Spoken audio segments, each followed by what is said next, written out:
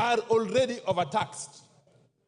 In fact, if you look at Kenya vis-a-vis the rest of the world, you would be forgiven to conclude that Kenyans are some of the most taxed human beings on earth. And therefore, any responsible government would be looking at ways to lessen the tax burden on Kenyans, not to increase it, Honorable Speaker, as this bill is attempting to do. Honorable Speaker, in spite of the recommendations in the report, which look very flowery, Honorable Speaker, we have always been reminded that the devil is in the details. I am aware, even though this is not part of the finance bill, that there are plans to increase the levy on roads maintenance. I know, of course, the amendment will come separately. Yes. The moment you increase the road maintenance levy by even a shilling, leave alone the 9 shillings being proposed, the ripple effect is enormous in all sectors of the economy. And the loser is the common Kenyan taxpayer. Honorable Speaker.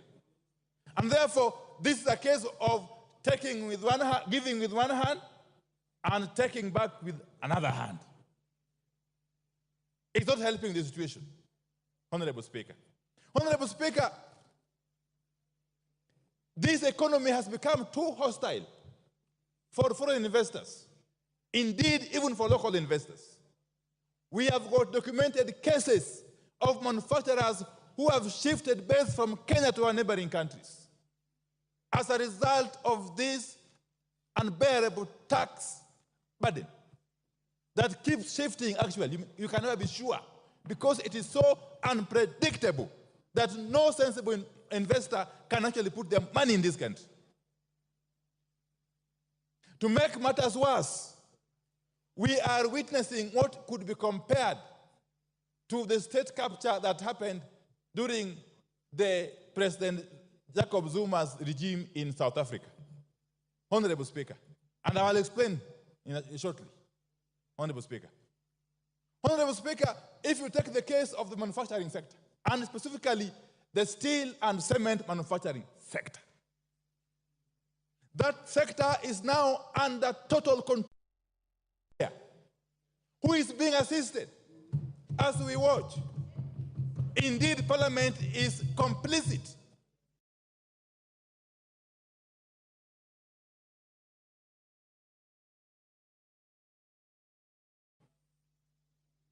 We have a case where this one particular manufacturer is the only person who has the capacity to manufacture billets which are used in the steel manufacture, and actually clinker, which is also used in the manufacture of cement. To make it worse, this same manufacturer, who has got the support of these people, Honorable Speaker, he is compelling his competitors to buy from him raw materials. To make it worse, he's compelling them to buy at a minimum. That for you to buy from me billet or clinker, you must buy quantities worth minimum of 100,000 US dollars. And you must pay me in US dollars. And he delivers when he wants. Do you expect him to compete favorably with the rest? I will name him. It is the owner of Devki Steel Company and the owner of Simba Cement. I think his name is Guru. That one.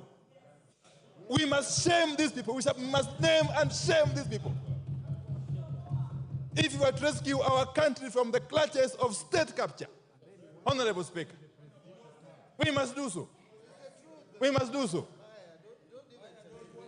Now, I am happy. I am happy at the debate and the information that is coming out from my point of order is 91. 91. that my friend, the leader, I would like him to substantiate and give us, he said he must buy from me, he must do this and this. Where did he say? Where is that factual information? You can do better by giving us, a record of what he said, other than hearsay, Honorable Speaker. You can do better than just say things. Order, Honorable. Both of you are veering off the track. Let's avoid the temptation to besmirch people who cannot defend themselves on the floor. Go on, Minority Leader. Yes, please. Don't. So I will leave that at that. But Honorable Baya, stop holding brief for these characters. It doesn't help. Let me tell you, from my experience in this parliament, they'll never really assist you in the constituency. Honorable Speaker, where we have now reached is a situation of helplessness. No wonder young boys and girls are coming out in their numbers on the streets and facing police truncheons and water cannon and tear gas, something which is unprecedented, Honorable Speaker. It reminds me of a play by the celebrated Professor Francis Mbuga, that is Betrayal in the City. Honorable Speaker, you are a literature person. If you read that play, I read it long ago. You read it, yes. There's a character by the name Jasper Wendu. Okay? He was in a situation, he was actually lamenting that we have waited for independence. We were hopeful for good things. Independence came. And now we have got nothing else to look up to or forward to, Honorable Speaker.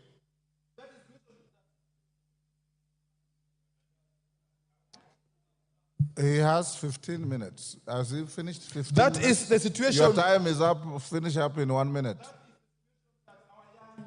Children are finding themselves in this country. They have already lost hope. They are not seeing any hope in us as their leaders.